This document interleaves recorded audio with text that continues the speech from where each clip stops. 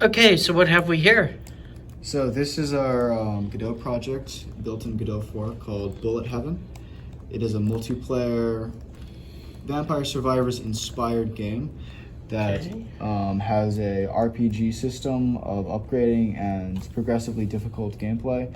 So we have a controller on one and a keyboard control on the other side, but we could also use another controller if we needed to. The game does support 2 controllers, but as you can see, it's still playable with just one hand. You can see how on the right screen, the player is aiming towards the nearest enemy. So it's auto aim if you're not using a controller. Yes. But if you're using a controller, then it's a dual stick. Yes. Okay, dual stick shooter Also, kind of thing. if you choose to, I guess, have your hand leave the aiming joystick, it will revert back to aiming towards the nearest enemy. So you don't actually have to aim. So it will auto aim unless you choose another aiming strategy and have a controller to do so. Okay. Yeah. Matthew, if you want to get some items, get some like XP. Yeah. So Bone tooth. Okay. Here's the items we got. Get lightning, by the way. Get lightning.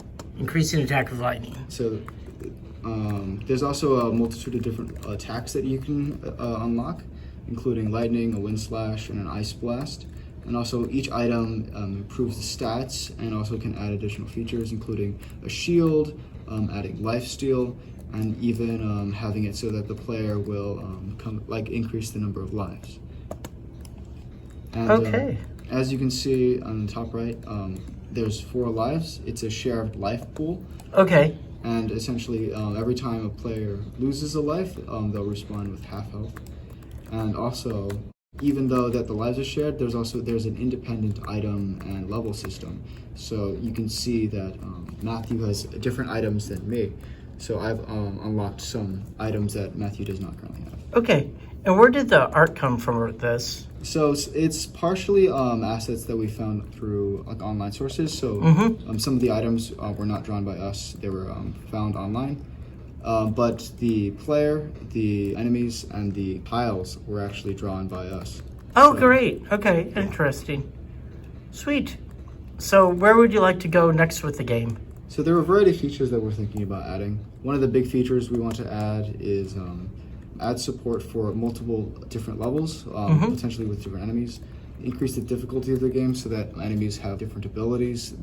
So they don't just walk towards you and attack you by contact damage. We want to have range enemies and things like that.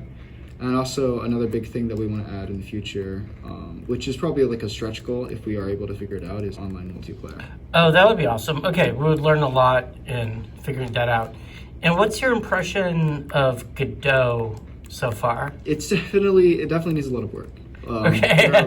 There are a lot of features in Godot that I think have not been fully fleshed out yet that are very interesting as proofs of concept, but I would not say that the engine is quite as fully fleshed out as Unity is, and it still has a ways to go there.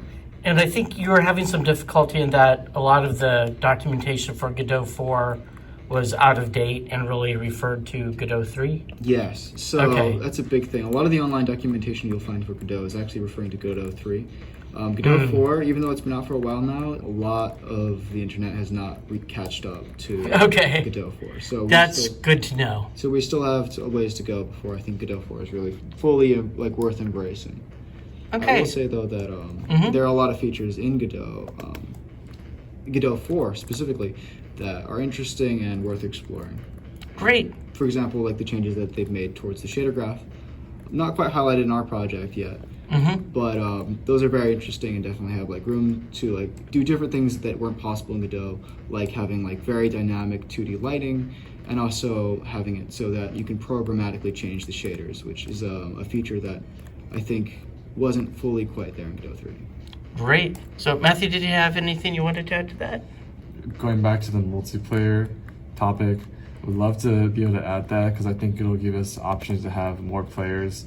Right now we have split screen 2-player co-op, but we feel like split screen for let's say 4 players might get a little too hectic. The screen and enemies might be too small.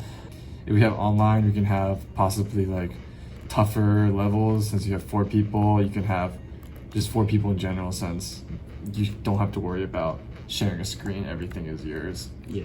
Okay, Also, great. Having the difficulty ramp up for the number of players is definitely something we're going to be interested in as we sort of add more players onto the game and make it so that we can have more than just 2 players. Awesome. Thank you very much.